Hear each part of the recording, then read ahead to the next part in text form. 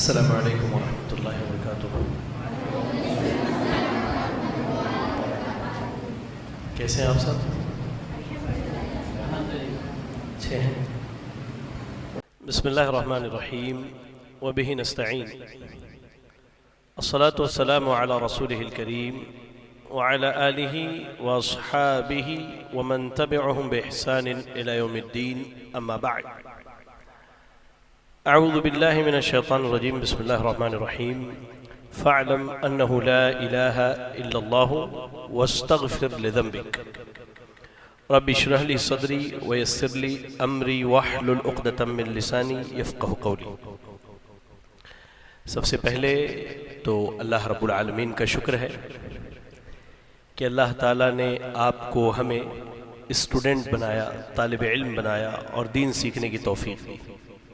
बादहू दुरूद व सलाम अल्लाह रब्बुल आलमीन के भेजे हुए तमाम नबियों और रसूलों पर, ख़ास करके हम सब के इमाम जनाब मुहम्मद रसूलुल्लाह सल्लल्लाहु अलैहि वसल्लम।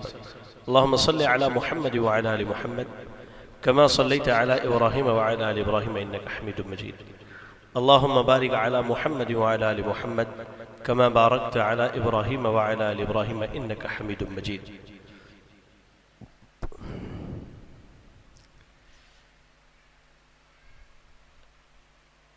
माशाअल्लाह, मदरसा फ़ातिमा रज़ियल्लाहु ताला अन्हा में आप सब बच्चे और बच्चियां तालीम हासिल करते हैं, तो ये हमारे लिए, आप उर्दू समझते हैं ना आसानी से? तो ये हमारे लिए बहुत बड़ी बात है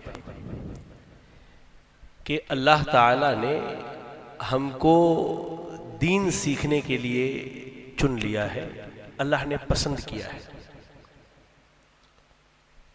आप सबको एक चीज मालूम है कि दीन सीखने वाला कोई भी बच्चा या बच्ची ये इतने खुश नसीब हैं कि इनके तरह दूसरे लोग खुश नसीब नहीं हैं। मैं जब पढ़ाई कर रहा था, तालीम हासिल कर रहा था, तो घर वालों ने एक ऐसे मदरसे में एडमिशन करा दिया था जहां लाइट्स नहीं रहते थे। शाम होते ही अंधेरा, और उसके बाद कैंडल जला के पढ़ना पड़ता था। कैंडल समझते ना, मोमबत्ती, कैंडल जला के पढ़ना पड़ता था। तो मैंने किसी तरह से, अब हम शहर से गए थे वहां पर, किसी तरह से जो है पढ़ाई किया 6 महीने तक। हाफ ईयरली एग्जाम्स हो गए, छुट्टी हुई, घर आया। घर के लोगों ने कहा पढ़ाई कैसी चल रही है? मैं कहा बहुत अच्छी चल रही है। वापस भेज दिया मदरसा इन लोगों ने। एक चीज ख्याल आई ज़हन में, देखो शैतान बच्चों के साथ कैसा करता है। एक चीज ज़हन में आई कि अगर मैं एनुअल एग्जाम दे के पास हो जाऊंगा तो फिर ऊपर के क्लास में मुझे भेज देंगे। ऐसा करते हैं, एनुअल एग्जाम से पहले मदरसे से भाग जाते हैं। सामान पैक किया, 12 बजे रात के बैग कांधे पे लिया, खामोशी से रेलवे स्टेशन पे अकेले जाके बैठा था। पीछे से मेरे और 2 दोस्त भी आए, वो भी हमारे यहाँ के थे, हमारे साथी थे। बोला यार मैं जा रहा हूँ, तुम लोग जाना है चलो। आए, तीनों स्टेशन पे ट्रेन का इंतजार कर रहे थे। सुबह ट्रेन आई, बैठे कोलकाता, घर आ गए। घर आके कह दिया कि भाई एग्जाम्स खत्म, पढ़ाई हो गई, अब वहां नहीं दूसरी जगह पढ़ना है। घर पे किसी को नहीं बताया कि भाग क्या है। अब बच्चे थे, रमजान में आलिम साहब चंदा करने के लिए आते मस्जिद में, तो उस मदरसे के भी एक आलिम साहब हमारे मदरसे मोहल्ले में आए थे। आके उन्होंने बता दिया कि आपके 3 बच्चे भाग के घर चले आए हैं, एग्जाम नहीं दिए इन लोगों ने। घर वालों ने बड़ा पीटा हम सब। हमारे एक उस्ताज है, ये वाकया क्यों सुनाया वजह बता रहा हूँ। हमारे एक उस्ताज हैं, अभी बहुत बीमार हैं, दुआ करें अल्लाह ताला उनको शिफा अता फरमाए, आमीन। आसिफ इकबाल मदनी बहुत बाअखलाक, बहुत इल्म वाले आदमी हैं, बहुत ज्यादा। उन्होंने मस्जिद में बैठा के एक बात कहा था मुझसे, और मैं कभी भी मदरसे के बच्चों से मिलता हूं तो वही बात कहता हूं। उन्होंने कहा कि बेटा, आपके मोहल्ले में आपकी उम्र के 100 बच्चे तो होंगे, लेकिन अल्लाह ताला ने आपको ही क्यों चुना मदरसे में पढ़ने के लिए? जी, आप इतने बच्चे हैं ना, सबके घर के बाजू में 2-2, 4-4, 6-6 बच्चे होंगे। हमारी बच्चियां, इनके घर के आपकी उम्र की बच्चियां होंगी, लेकिन अल्लाह ने उनको मदरसा आने की तौफीक नहीं दी, आपको क्यों दी? हाँ, आपको क्यों चुना अल्लाह ने? जी बोलो यार, क्यों चुना अल्लाह ताला ने? इसलिए चुना कि अल्लाह आपसे मोहब्बत करता है, अल्लाह ताला आपको पसंद करता है, अल्लाह ताला आपको चाहता है। अल्लाह ताला क्यों? अल्लाह के रसूल सल्लल्लाहु अलैहि वसल्लम फरमाते हैं, मैं युरिदिल्लाहु बिही खैरन युफक्किहु फिद्दीन। अल्लाह ताला जिसके साथ भलाई करना चाहता है, यानी हम दीन सीख रहे हैं ना, हम कुरान पढ़ते हैं, हम हदीस याद करते हैं। अभी माशाल्लाह मैंने देखा टीवी पर जो है आपको माइक्रोफोन के जरिया दुआएं सिखाई जा रही थी, और मैंने वो आपकी डायरी भी देखी। सोमवार के दिन की दुआएं और सूरतें अलग है, मंगल के दिन की अलग है, बुधवार अलग है। मैंने खोलते खोलते मैं जुमा ढूंढ रहा था, गुरुवार के बाद मैं जुमा ढूंढ रहा था। फिर मेरे जहन में, यार जुमा को तो हमारी ईद होती थी, मदरसे में छुट्टी होती है। फिर देखा वो शनिवार और फिर रविवार। तो वो दुआएं आप जो पढ़ रहे हैं, ये चीजें, ये अल्लाह की बहुत बड़ी नेमत है। आप एक चीज समझ लो कि आप दुनिया के सबसे अच्छे इंसान हैं। आप क्या है? दुनिया के सबसे अच्छी बच्चियां हैं और सबसे अच्छे बच्चे हैं। आपकी तरह दुनिया में और कोई भी नहीं है, ये खुली बात है, कोई भी नहीं है आपकी तरह। अल्लाह के रसूल सल्लल्लाहु अलैहि वसल्लम कहते हैं, मैं युरिदिल्लाहु बिही खैरन युफक्किहु फिद्दीन। अल्लाह ताला जिसके साथ भलाई का इरादा रखता है, अल्लाह उसको दीन की समझ देता है। आपके घर के बगल में 100 बच्चे रहते हैं, 100 बच्चियां रहती हैं, लेकिन अल्लाह ताला आपको ही क्यों चुना अल्लाह ने दीन पढ़ने के लिए? ये सोचिए आप। तो आप अल्लाह के खास बंदे। क्यों? अल्लाह के नबी ने कहा कि इन्ना लिल्लाहि अहलीन मिनन नास, कि कुछ लोग अल्लाह के बहुत खास हैं, अल्लाह के बहुत खास हैं। कहा कौन लोग हैं? कहा अहलुल कुरानी अहदुल्लाहि व खासतुहु, कि जो लोग कुरान पढ़ते हैं, कुरान पढ़ने वाले, जो आप माशाअल्लाह सूरतें याद करते हैं, फिर सूरत का तर्जमा याद करते हैं आप अपनी जबान में। तो ये जो कुरान पढ़ने वाले हैं ना, ये अल्लाह के सबसे खास लोग हैं। पूरी दुनिया में आप नजर उठा के देख लीजिए, अल्लाह के सबसे खास अगर कोई है तो कौन है? कौन है? कौन है? पीछे वाले बात समझ में नहीं आ रही? पीछे वालों को मेरी बात समझ में आ रही है बच्चों? तो अल्लाह के सबसे खास कौन है? कुरान पढ़ने, सीखने, सिखाने वाले। पहली बात तो ये कि आप सब अल्लाह के खास बंदे हैं। आपको दुनिया वाले अच्छा समझे ना समझे, दुनिया वाले आपको मकाम देना, आपका मकाम अल्लाह के बहुत ऊंचा है, बहुत ऊंचा है। कितना ऊंचा है? अल्लाह के नबी सल्लल्लाहु अलैहि वसल्लम कहते हैं कि मन सलका तरीक़न यल्तमिसु फीही इल्मन सहलल्लाहु लहु बिही तरीक़न इलल जन्नह, कि जो बच्चा, जो बच्ची या कोई भी मर्द या औरत दीन सीखने के लिए रास्ता चलते हैं, अगर अब आप अपने घर से चल के यहाँ तक आते हैं, किसी के वालिद साहब पहुंचा देते हैं, जिनका घर करीब है वो पैदल चल के आते हैं, कोई मन सलका तरीक़ा, कोई भी आदमी कहीं से भी रास्ता चल के आए, क्यों? यल्तमिसु फीही इल्मन, वजह क्या होती है? वहां जाकर के इल्म सीखेंगे, दीन पढ़ेंगे, समझेंगे, सीखेंगे। सहलल्लाहु बिही तरीक़न इलल जन्नह, तो अल्लाह ताला उसके लिए जन्नत का रास्ता आसान कर देता है। अच्छा, कोई है जो जन्नत जाना नहीं चाहता है? मैं तो जाना चाहता हूँ। कौन है जो जन्नत जाना नहीं चाहते? हाथ उठा के बताओ तो। मैं जाना चाहता हूँ। सबने जन्नत जाना है? जन्नत जाना है ना बेटा? हाँ, तो याद रखो, इल्म सीखोगे तो जन्नत जाओगे। अच्छा, सिर्फ अकेले नहीं जाओगे। माशाअल्लाह, अल्लाह ताला इल्म सीखने वाले से कितनी मोहब्बत करता है। अल्लाह ने बहुत बरकत दी है इल्म में, बहुत बरकत दी। अकेले नहीं जाओगे, किसके साथ जाओगे? अपने अब्बा अम्मा को अपने साथ लेके जाओगे। यहाँ सब अपने अब्बा अम्मा से बहुत मोहब्बत करते हैं। जी करते हैं? मैं तो अल्हम्दुलिल्लाह बहुत करता हूँ। अल्लाह ताला हम सब के वालिदैन पर रहम फरमाए, आमीन आमीन आमीन। तो आप अकेले जन्नत नहीं, इल्म जो सीखते ना, अकेले जन्नत नहीं जाएंगे।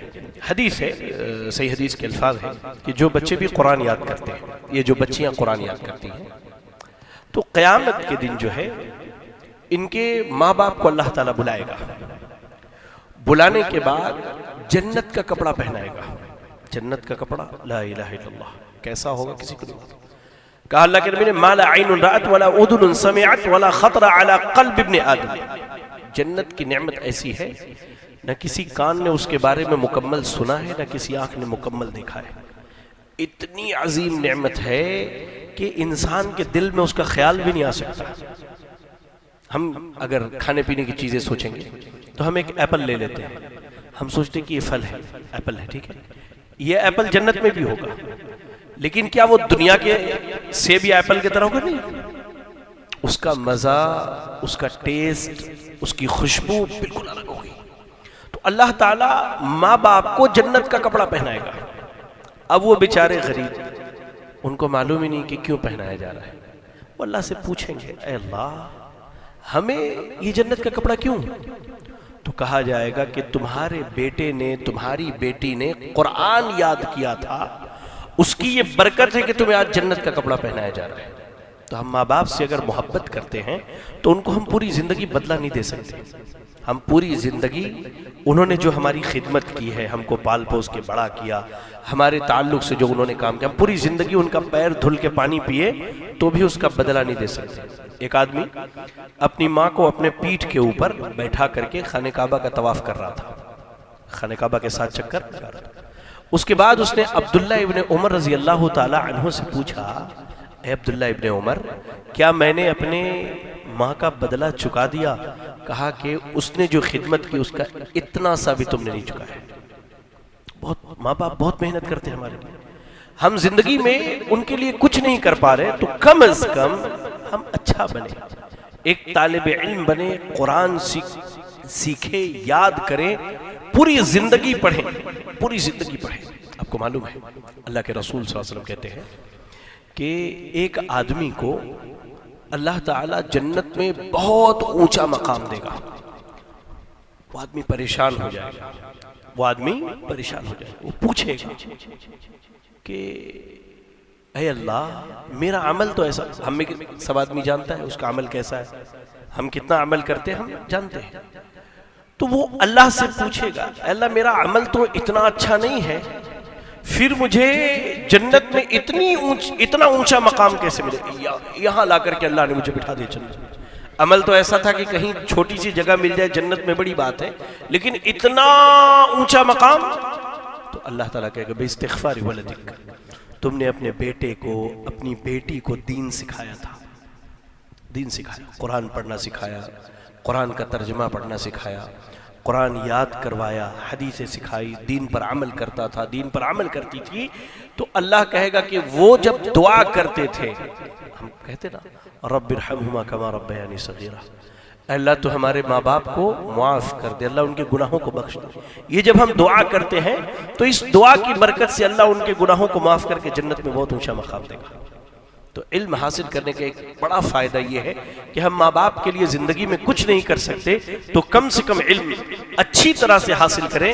हम जब तक अमल करेंगे, हमको जितना सवाब होगा उतना ही सवाब हमारे अम्मा अब्बा को भी होगा। मेरे भाई, तीसरी अहम बात इल्म के ताल्लुक से, इल्म सिर्फ दुनिया में ही काम नहीं आएगा। जुमा के खुतबे में मैंने बात कही थी, जो जुमा में यहाँ थे उन्होंने सुना होगा, दोबारा एक मरतबा फिर से कह देता हूँ, इल्म जो है सिर्फ दुनिया में काम नहीं आएगा। अब जैसे आखिरत का सफर शुरू होगा वैसे ये इल्म काम आना शुरू हो जाएगा।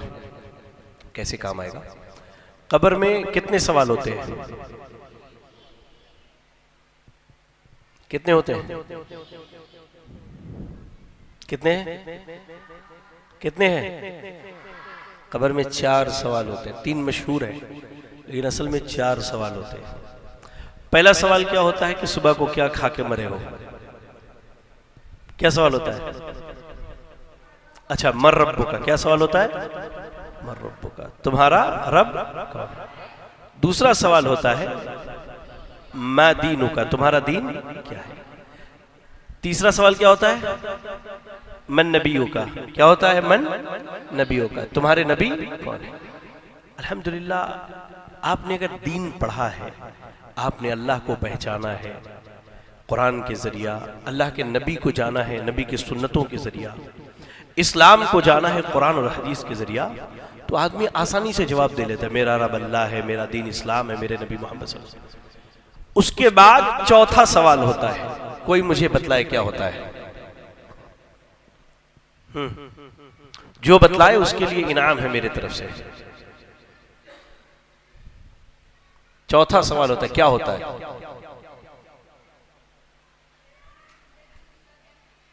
तेरे को मैंने जिंदगी दी, तू क्या किया? मेरे को जिंदगी मिली, मैं सो के गुजार दिया। नहीं, ये सवाल नहीं होता है। और कुछ? जो भी जवाब दिए इंशाल्लाह इनाम है उनके लिए मेरे तरफ से। मैंने जुमा के खुतबे में कहा था, जो जुमा का खुतबा सुने उनको याद होना चाहिए। जाने दो, मेरा इनाम मेरे पास। नक्को यार, नक्को। चौथा सवाल होता है कि इन तीनों सवाल का जवाब तुमको कहां से मालूम है? चौथा सवाल क्या होता है? ये जो तीन सवाल करे तुमसे फरिश्ते, इन तीनों सवाल का जवाब कहां से मालूम है? तो बंदा कहता है कि मैंने अल्लाह की किताब पर ईमान लाया। कौन सी किताब? कुरान, जो आप पढ़ते हैं। उसको सच्चा माना, उसको समझा, तो मैंने जवाब दिया। तो आसमान से ऐलान होता है, अल्लाह कहता है कि मेरे बंदे ने सच कहा है। तो इल्म का ताल्लुक सिर्फ दुनिया से नहीं है। मरने के बाद जो सबसे पहला काम होगा वो इल्म के ताल्लुक से होगा कि आपने क्या सीखा है। तो जब हम पढ़ने के लिए आते हैं तो हमें दो तीन बातों का ख्याल करना है कि हम घर से ये सोच के आए कि हम दुनिया का सबसे बेहतरीन इल्म सीखने जा रहे हैं। आप स्कूल में पढ़िए नहीं पढ़िए, आप डॉक्टर बनिए नहीं बनिए, आप इंजीनियर। फरिश्ते कब्र में आने के बाद ये नहीं पूछते भाई तेरा स्टेटस क्या है, तू कौन है, डॉक्टर है, इंजीनियर है, कुछ ये भी नहीं पूछते आलिम साहब है कि नहीं है। फरिश्ते आने के बाद पूछते मर रब्बु का, मा दीनों का, मन नबियों का। अगर ये तीन चीजें मालूम है, खलास वहां से आप की लॉटरी लग गई। अब जन्नत की खिड़की खोल दी जाती है, जन्नत का बिछौना बिछा दिया जाता है, आराम से सोइए, क़यामत में उठने के बाद इंशाल्लाह जन्नत है। लेकिन ये कब होगा? जब इल्म हासिल करेंगे। तो कभी भी घर से पढ़ने के लिए आते हैं तो ये आप सोच के आइए कि मैं दुनिया का सबसे बेहतरीन इल्म सीखने जा रहा हूं। क्या है वो? कुरान और हदीस का इल्म है। आने के बाद अपनी नीयत साफ रखिए मेरे बच्चों और मेरी बच्चियों खास करके। क्या नीयत रखना है कि हम जो भी सीख रहे हैं अल्लाह के लिए सीख रहे हैं। किसके लिए?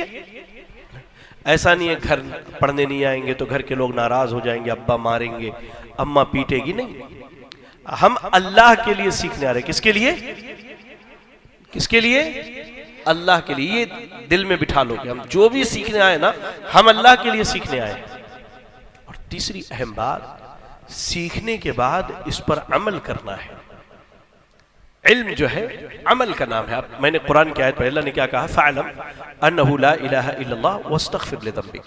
ऐ नबी, इल्म हासिल कर लीजिए कि अल्लाह के अलावा कोई इबादत के लायक नहीं, कोई माबूद बरहक नहीं। पहले अल्लाह ने इल्म हासिल करने को कहा, इसीलिए मैंने कहा कि आप इल्म हासिल कीजिए। इसमें आपके लिए, आपके वालिदैन के लिए, आपकी दुनिया और आपके आखिरत के लिए बहुत सारी भलाई है।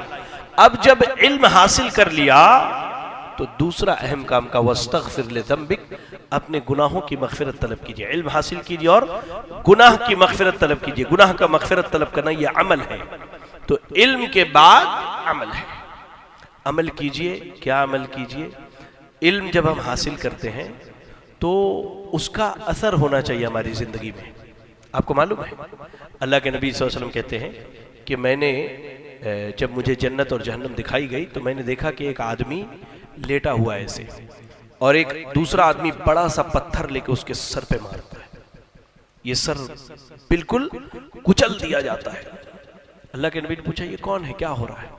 कहा कि ये वो बंदा है जिसने कुरान का इल्म हासिल किया लेकिन उसे भुला दिया। कुरान का इल्म हासिल किया और उसे भुला दिया, और फर्ज नमाज छोड़ के सोया रहता था। फर्ज नमाज छोड़ के सोया रहता था। ठीक है, आप स्कूल जाती हैं, आप स्कूल जाते हैं, स्कूल से आने के बाद स्कूल में अगर नमाज का मौका नहीं मिलता है, सबसे पहला काम, जो नमाजें छूट गई हैं उनको पढ़ लीजिए आप अपने घर पे।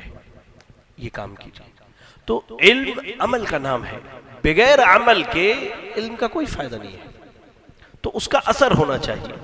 असर कैसे हो कि सबसे पहले हमारे अखलाक अच्छे हो, तौर तरीका, ये तरबियती प्रोग्राम यहाँ लिखा हुआ था। तो इल्म आपकी तरबियत करता है। कैसे? अपने अब्बा अम्मा से बदतमीजी नहीं कीजिए, ऊंची आवाज में बात मत कीजिए। आपको जो पढ़ाने वाली उस्तानियां हैं, जो टीचर्स हैं, ख्वातीन है या जो हाफिज साहब है, वो उनके साथ बदतमीजी नहीं कीजिए, अच्छे अखलाक से बात कीजिए, सामने भी और पीठ के पीछे भी। सामने हाफिज साहब बहुत अच्छे, पीछे जाने का जाने दो यार, अजीब आदमी है। हाफिज साहब सामने देख रहे हैं, पीछे नहीं देख रहे हैं। अल्लाह ताला हर जगह देख रहा है, सामने भी करे तो भी, पीछे करे तो भी। तो जो पढ़ाने वाले, उनकी इज्जत कीजिए, उनका एहतराम कीजिए। आपसे जो बड़े बच्चे हैं उनसे बदतमीजी मत कीजिए, जो छोटे उनके साथ प्यार कीजिए। ये असर है इल्म का जो हमारी जिंदगी में होना चाहिए। और इबादत कीजिए, इबादत कीजिए, इबादत कीजिए। इबादत में सबसे अहम चीज 5 वक्त की नमाज है। अपने आप को आदी बना लीजिए, पाबंद बना लीजिए नमाजों का। बगैर नमाज के, बगैर इबादत के जिंदगी में सुकून नहीं है, सुकून नहीं है मेरे भाई, और ऐसे ही मेरी बच्चियों। तो ये कुछ बातें थी इल्म के ताल्लुक से जो मेरे जहन में थी, मैंने अल्लाह की तौफीक से आपके सामने रखी। अल्लाह से दुआ करता हूँ कि सबसे पहले अल्लाह ताला मुझे अमल की तौफीक दे, उसके बाद आप तमाम को अल्लाह ताला अमल की तौफीक अता फरमाए।